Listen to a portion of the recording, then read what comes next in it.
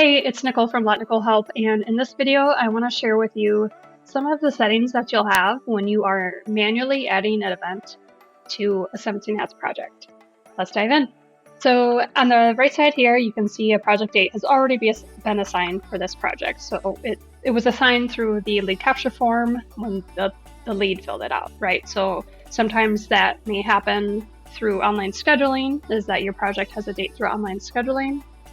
But then sometimes in the course of fulfilling your service, there are other events that you want to have associated with the project, right? So for balloon artists, think about your takedown, your breakdown of the decor after the event has passed.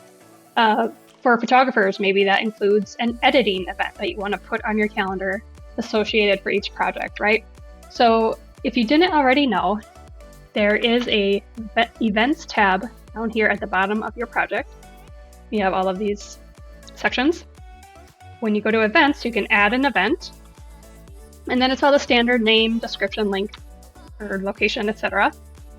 And then some cool settings are whether or not if this event repeats, which calendar you want it on, should it be the project date, do you want to select a workflow, and should it be visible in the client portal.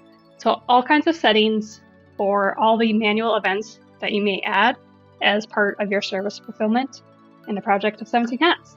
So I hope this is really helpful. See you in the next.